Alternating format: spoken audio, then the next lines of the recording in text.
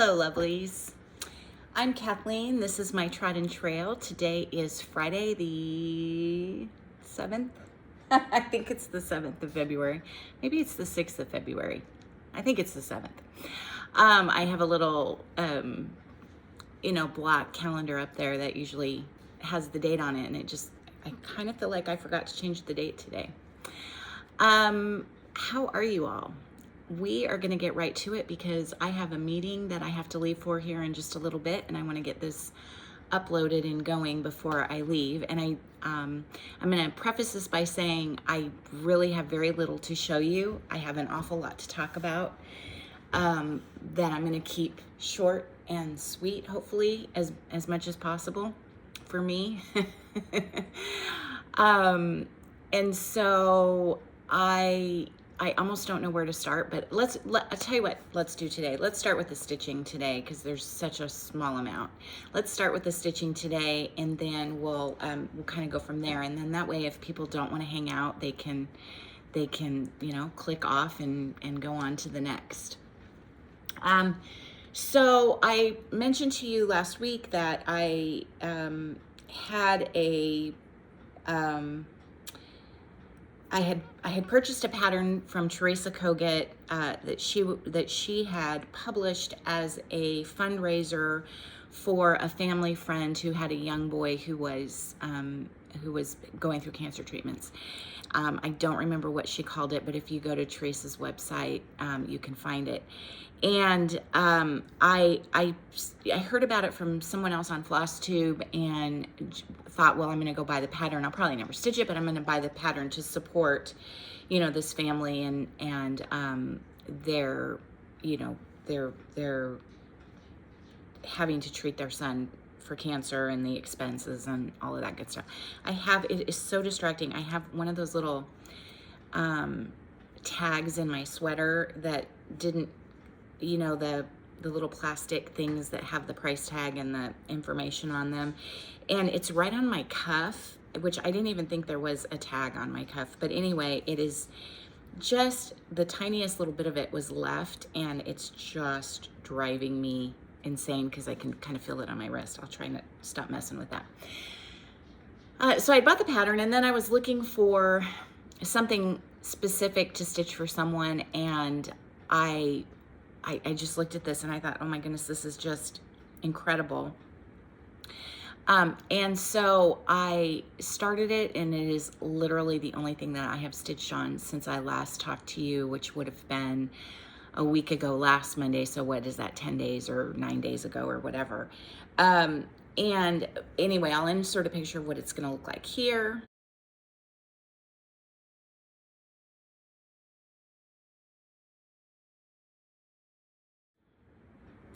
And then it is an awful lot of stitching, and I have really, really enjoyed every single stitch.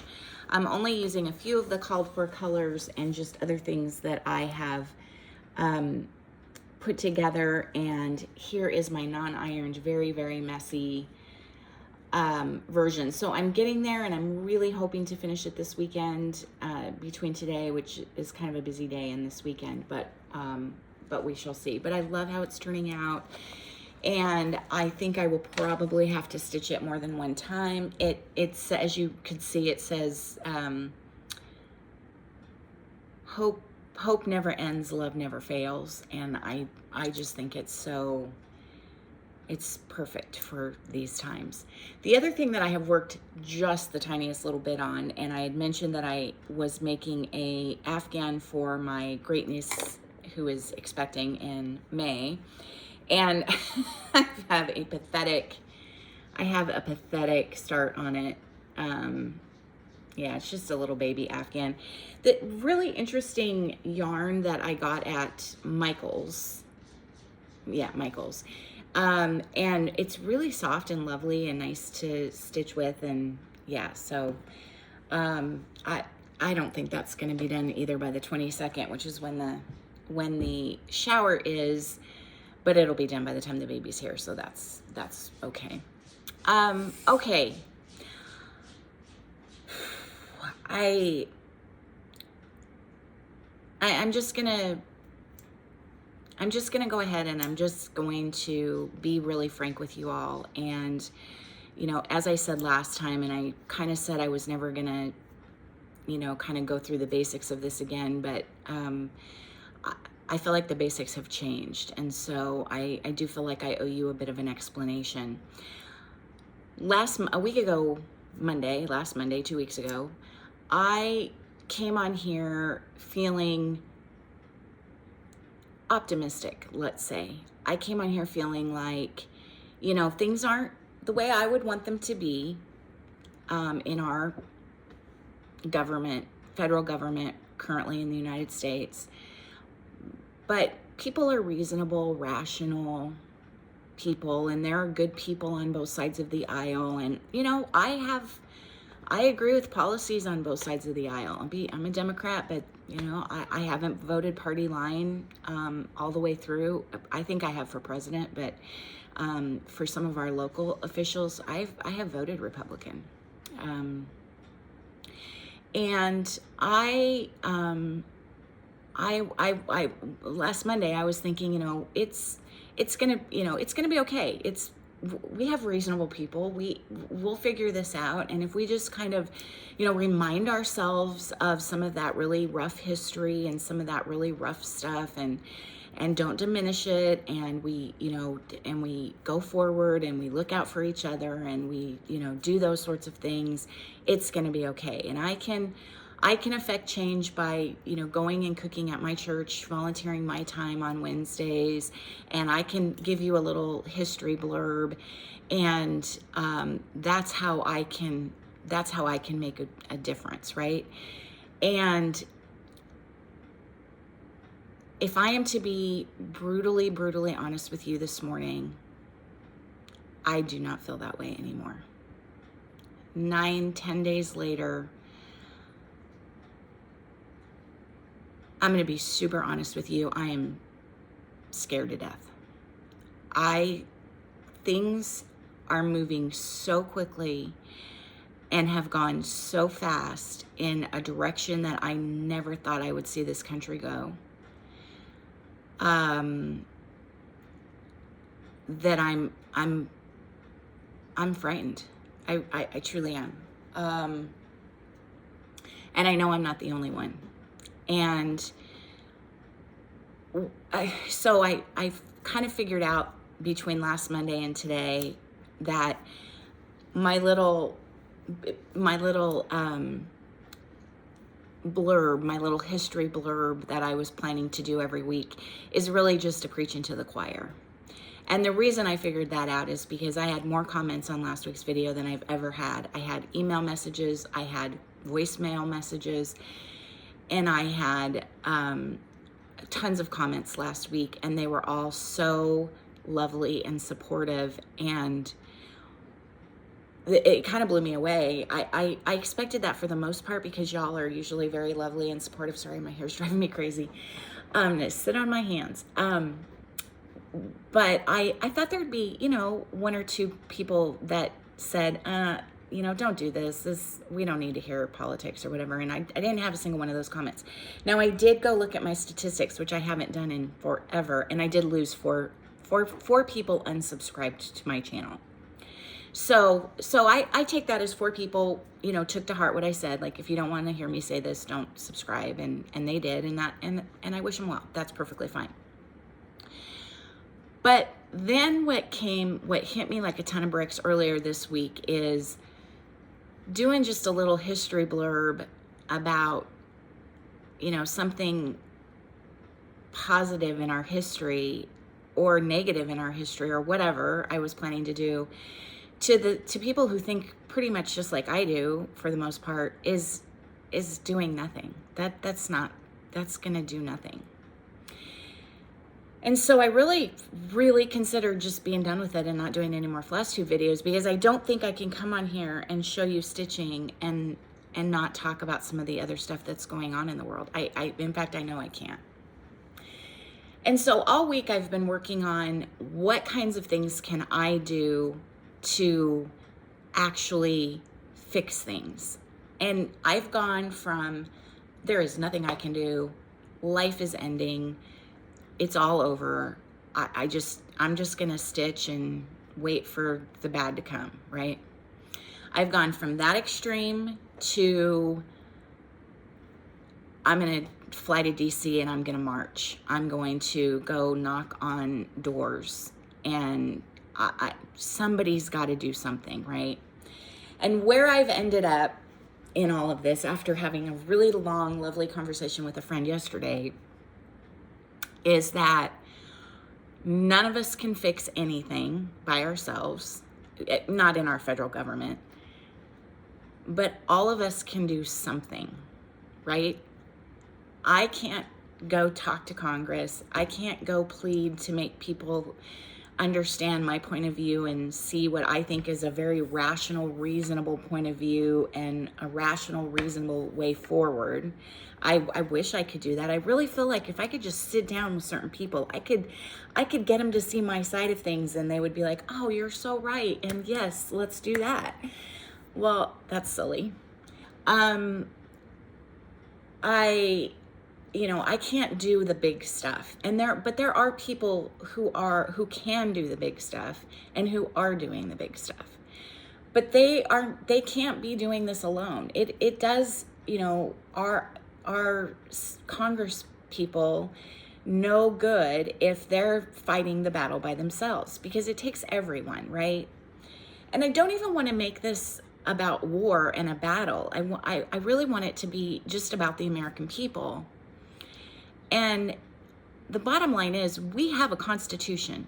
We have a Constitution of the United States of America that was written more than 200 years ago and has been amended by lots of really good people and bad people through the years to change things to make the Constitution better and more solid for our country. We cannot just throw that Constitution out and say what it says doesn't matter.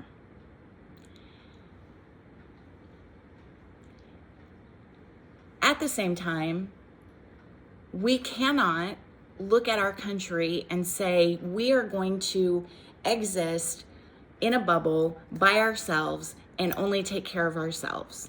That does not work. That is not sustainable. We are part of a global community. We cannot just be about ourselves. Everything we do in this country affects the rest of the world and vice versa. That is not a sustainable way to be. And we all know that. We all know that. I cannot just look at my family and save and protect and defend my family. I have to look at my neighbors. I have to look at my community. I have to look at my town. I have to look at my city, my state, my country, my world. So I have come to the conclusion that I'm going to do what I can do. It may not be enough. It may not make any kind of an impact. But, okay, so I want to tell you a story. So last year was the year of horrid storms in Nebraska. And we had 2 big storms that massively impacted our family, our property. The first one was a series of tornadoes that occurred on April 26th of last year. And I was home, and the tornado, we know now that the tornado didn't come right over our house, which is what I thought, because of how loud and intense the winds were and the noise was. We have a tornado shelter in our home, and I went in there, and tornadoes don't last very long. They're quick, especially considering the damage that they do. But when I came out of the the shelter is inside of a bathroom. When I came out of that bathroom, I thought, before I opened the door, I took a beat, because I thought, I am either not going to have a roof, or I'm not going to have walls, and I'm not going to have walls, or I'm at least not going to have a roof. Because the way the house shook and the noise that tornado that apparently went right next to us but didn't go directly over my house, the noise that it made was something I've never experienced in my life. It was more than a train. It was more than a jet engine. It was unbelievable. And And I came out and my house was standing, my roof was fine. I thought my windows would all be broken because I could hear things just crashing against the windows. I thought my windows would be gone. No, everything was fine. We did lose one window, but not a huge deal.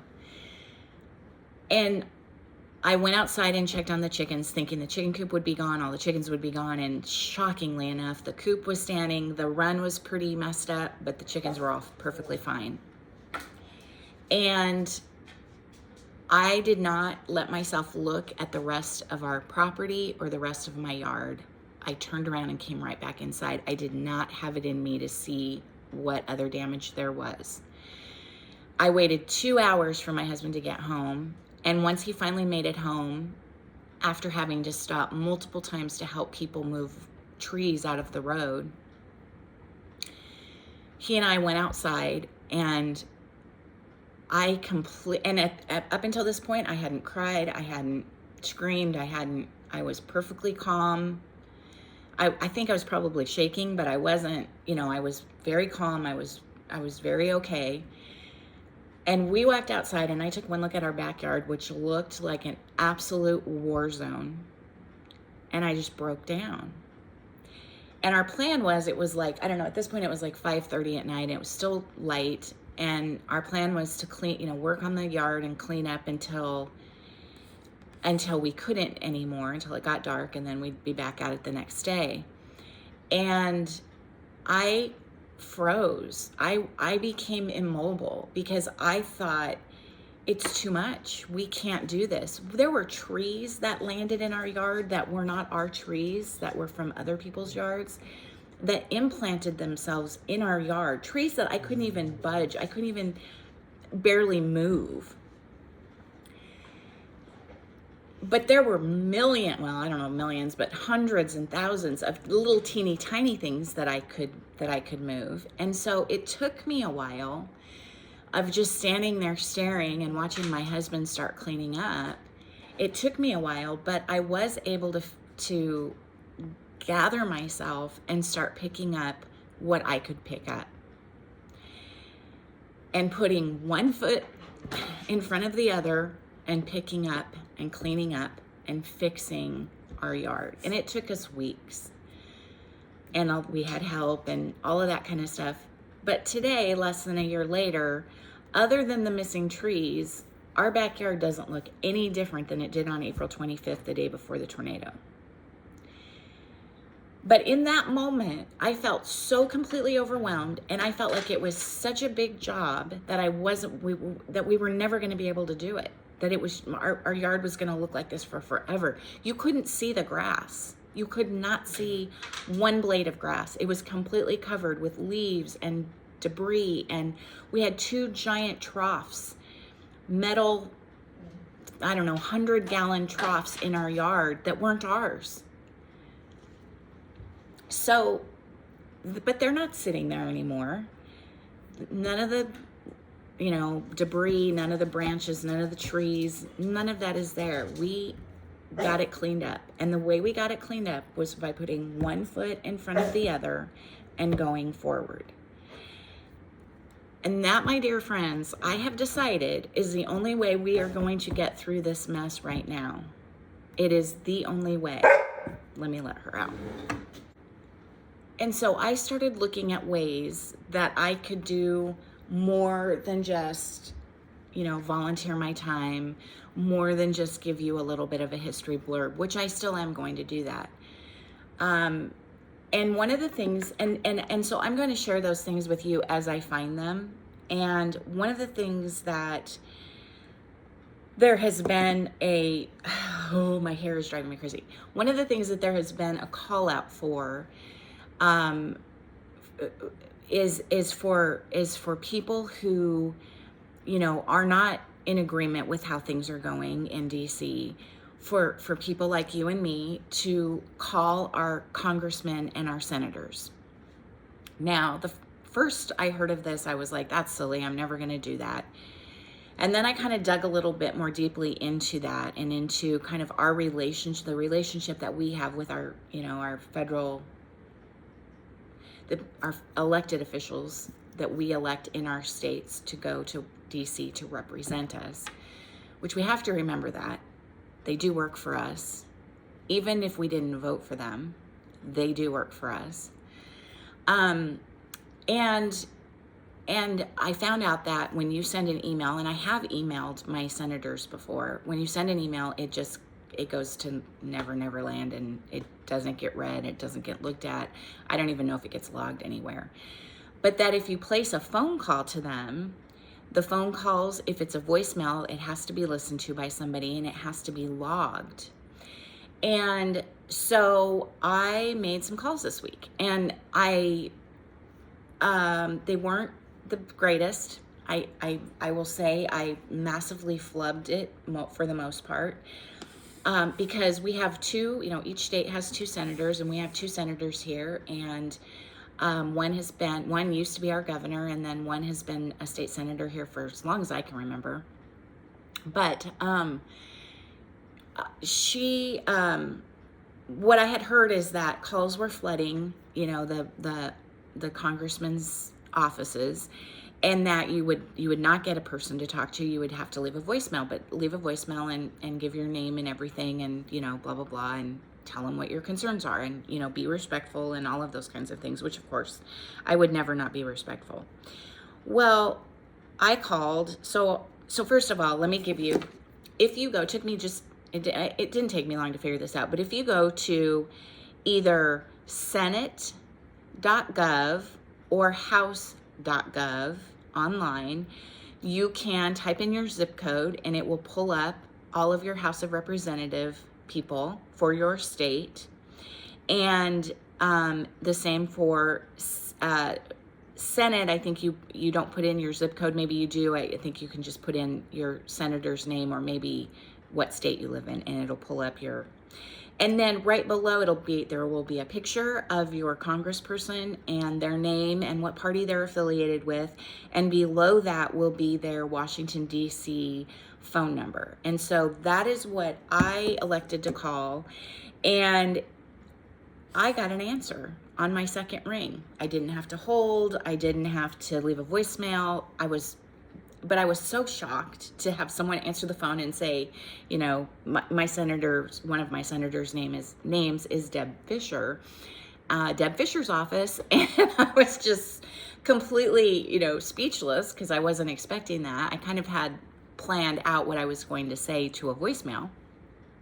And so I said, who I was, and I'd like to speak to someone regarding my opinions about what's going on this week in Congress with the nominations, and I would like to, let Miss Fisher know how I feel. And he goes, okay, what did you want to say? He sounded like he was about 19 years old, and he sounded like he was as bored as one could possibly be. But I said my piece, and he said, okay. And I said, well, thank you so much. You have a very nice day. And he said, okay, thanks, bye. I don't know. She's never going to hear. He didn't ask me where I lived. He didn't ask me for my voter ID number, because I've heard that you should never call a senator or a congressman from another state because you're not their constituent. So how did he know I was from Nebraska? I don't know. It seemed useless and pointless. But I did get to thinking that if every single person in Nebraska, and I am a blue dot in a very red state, if every single person in Nebraska who felt like I did, because there are lots of blue dots in Nebraska, if every single one of us called and left a message for Deb Fisher and Pete Ricketts and explained to them how we felt about what's going on today, even in just the briefest of terms, that could make an impact. But if every single person thinks, there's no point, well, we know that's not going to make an impact, right? I mean, we know that if none of us do anything, nothing's going to change, or maybe only change to the really bad. So I'm going to encourage you, if you have it in you. I've also heard that writing an actual letter is a good thing to do, not an email, but an actual written letter. And you can get the address from these same sites of where to send the letter. So I may turn around and do that because I'm much better, as you guys know, well, you don't know that I'm better in writing than I am in person, but I am much better in writing when I can think through my thoughts and slow my brain down just a little bit. That's going to be our kind of, idea of the week or whatever. And I really do feel like I'd like to get on here at least once a week. And, even if we're talking about really good stuff that has happened, or even if we're talking about, even if things settle down a little bit and we don't have that much to talk about, I really would like to just chat a little bit. Now, the other thing I was going to mention is that I'm a blue dot in a red state, as I said, but for those of you who live in blue states, I was thinking about this, and you have Congress people who are Democrats. I still think it's worth a phone call to them. I still think it's worth letting them know that maybe that they have support, giving them kudos if they do a good job and they've done something, they've spoken out, they've, whatever, done something that you've agreed with or you really feel is the right thing. So I was thinking about that. I was thinking this has to be one of the toughest jobs on the planet right now, being really on either side, but especially right now being a Democrat in Congress, like, oof, tough. That'd be tough stuff. Okay, so that's something we can do. That's kind of our, goal for the week, or I don't want to say goal, but that's, a task. It's an action item. It's a way of putting one foot in front of the other and not giving up, not losing hope, not throwing our hands up in the air and saying it's never going to happen. I'm one of those people who does really good in a major crisis. I am calm. I am together. I am, I seem like I'm really tough. And I don't cry. I don't break down. I don't lose it. I don't freeze. I take action. Taking action is my survival mechanism. For some people, it's shutting down. Some people have to shut down and process and do all that. That's not me. Now, in small crises, it's a whole other thing. As you know, I'll break down and cry on my video, right? Floss tube video, talking about a friend or a piece of cross stitch or who knows what. The little things get me. The big things fire me up and get me going. And I thought a lot about that this week, and I've always known that about myself. And I thought, okay, so now's the time. And I'm begging you. And for those very few of you who are on the other side of the aisle and watching me right now, and I know there's not very many, but I'm speaking to you as well. If you agree with 9/10 of what's happening, but if any of this gives you pause and causes you to go, oof, I don't know, maybe that's not what I voted for, or that's not what I wanted to happen, or this isn't the outcome I was looking for. These were not the promises that were made, any of that kind of thing. I encourage you to do the same. Write a letter, make a phone call, get involved in some way, shape, or form, and let them know. Okay, so all of that being said, and going back to our little history lesson of the week, I have a little blurb to read you. It's a little bit longer than a blurb, but a little thing to read you, and I want to preface it with what I started out the video, that we do not stand alone. We as human beings, we need other people to prop us up at different times, and we have got to be there to prop other people up at times. I'm not in any way, shape, or form saying that we take care of the whole world at the expense of our own citizens. I'm not saying that. But we cannot operate as an island. And I'm also not saying that there aren't very much needed changes in Washington, and there aren't things do need to be reworked, but it needs to be reworked methodically and with precision and with thought and within the law and within the Constitution of the United States. I've reworked our household budget. I handle all the money in our house, and I've reworked that household budget many times over the course of our 28-year marriage. And it has never taken me to do our little tiny household budget.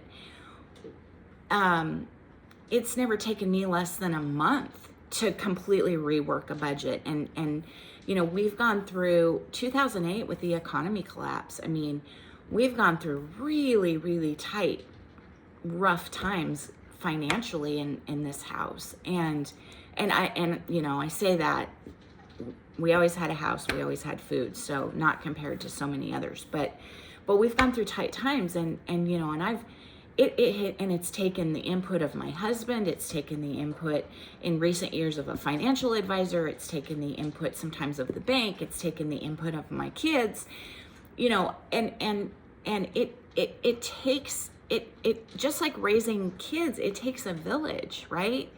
And it takes, because I don't know everything, and I don't see everything, and I don't have all the information. But so I'm not advocating for, go back to tons of bureaucracy and spending money wastefully and all of that. I don't spend our money wastefully. My husband might disagree on cross stitch, but I'm not a wasteful person, and I don't like waste in the government. But let's take a beat and just see, how do things need to be done here. Anyway, you all probably agree with that. My point is, we're not an island unto ourselves. What we do affects the whole world, always has, always will.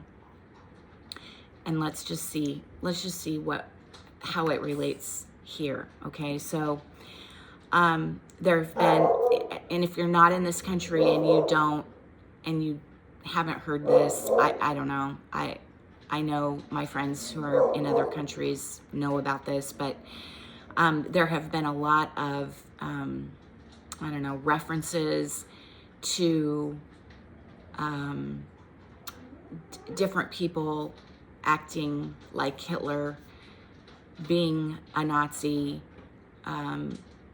wanting our country to be run by a dictator like Hitler was, all of that kind of thing.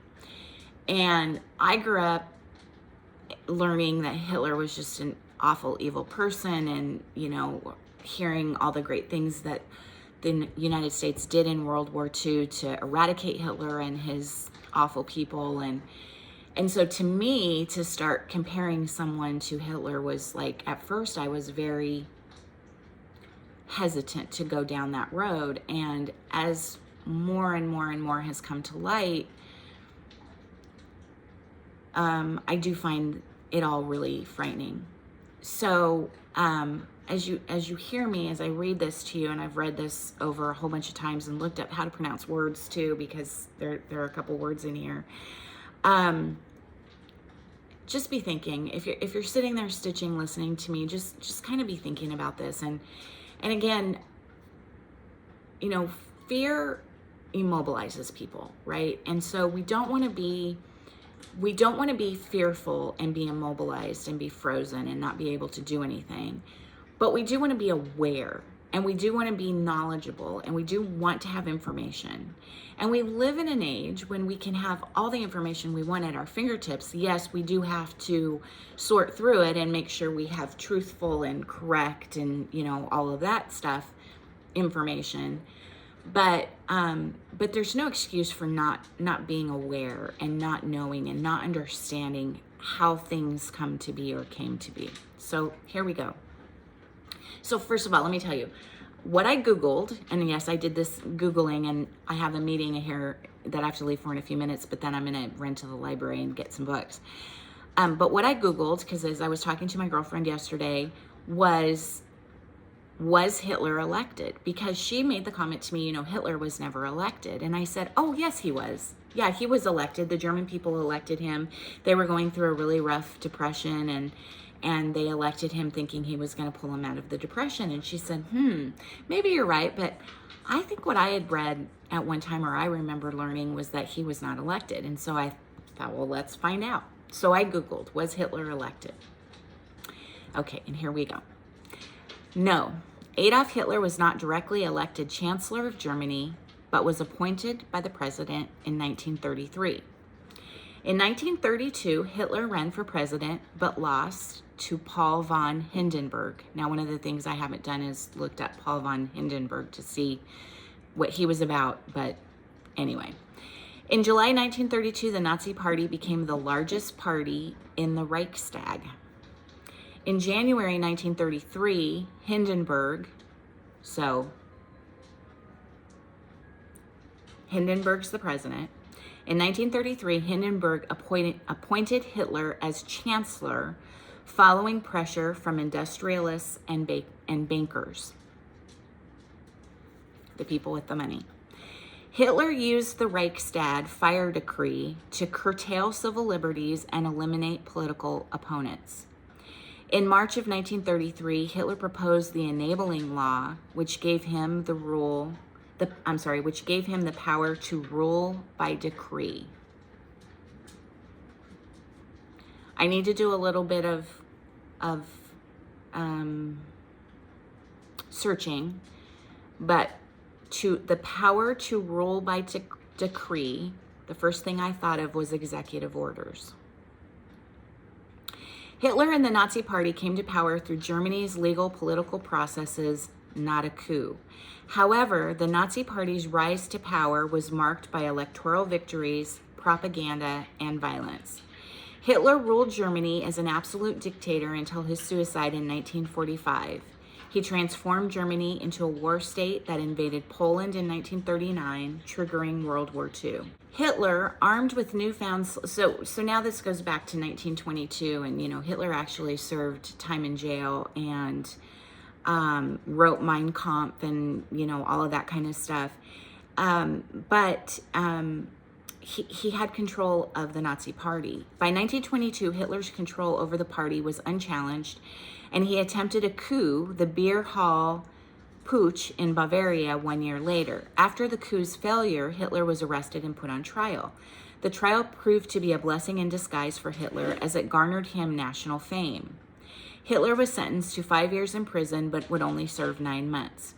During this time, he wrote Mein Kampf, which became the Vade Mecum, a Latin term of National Socialism. Once released, Hitler switched tactics, opting to instead seize power through legal and democratic means. Hitler, armed with his newfound celebrity, began furiously campaigning. During the 1920s, Hitler and the Nazis ran on a platform consisting of anti-communism, anti-Semitism, and ultra-nationalism. Nazi Party leaders vociferously criticized the ruling democratic government and the Treaty of Versailles while proselytizing their desire to turn Germany into a world power. At this time, most Germans were indifferent to Hitler's rhetoric, as the German economy was beginning to recover in large part due to loans from the United States under the Dawes Plan. The German political landscape was dramatically affected by the 1929 Wall Street crash, which hampered economic aid to Germany. The Great Depression brought the German economy to a halt and further polarized German politics. Hitler and the Nazis began to exploit the crisis and loudly criticizing the ruling government. During this tumultuous time, the German Communist Party also began campaigning and called for a revolution. Business leaders, fearful of communist takeover, began supporting the Nazi Party. Hitler ran for presidency in 1932, but was defeated, and then we go on, was defeated, and then von Hindenburg was the president, and then he appointed him chancellor, and then Hitler took over.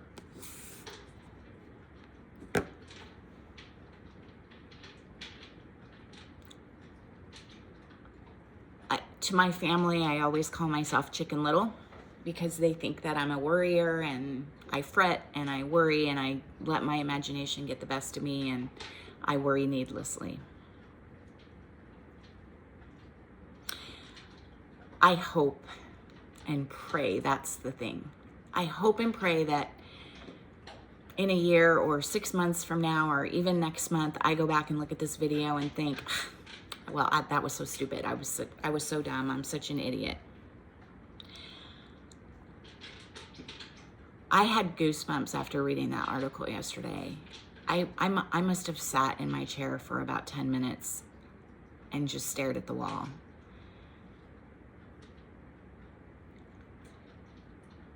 I can draw so many lines between what's happening in our country today and what happened in 1932 Germany.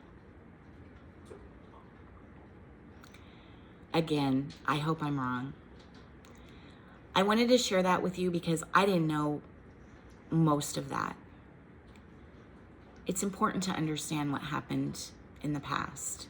As I said last time, it's important to understand it so that we don't repeat our mistakes. I don't know the right way to sign off of this video. I don't want to be an alarmist. I don't want to freak anybody out because freaking out doesn't solve anything. But I do want to encourage you to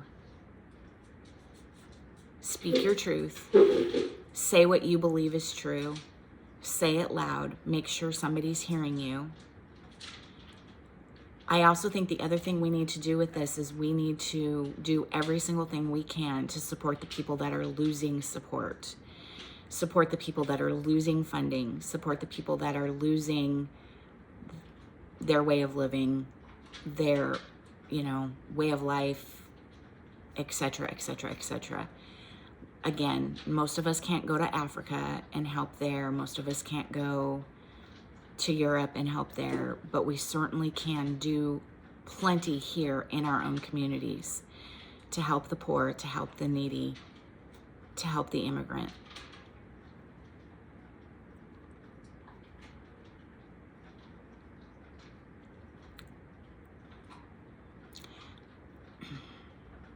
The only way that I know how to end this is to say that I haven't lost hope. I don't think this is the end of the world. But I think this is a huge turning point in our history. Not just our country's history, but the history of the world. For those of you who, like me, are Christians, I would encourage you to read the Beatitudes, read the New Testament, read every single thing that Jesus ever said.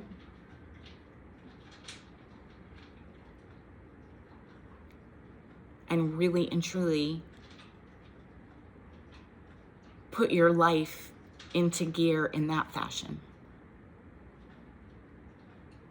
Money's not power. Power means nothing. If you're not a Christian, you're a human on this planet. Again, we're here to make things better. All of us. It doesn't matter. It doesn't matter. Christian, atheist. It doesn't matter.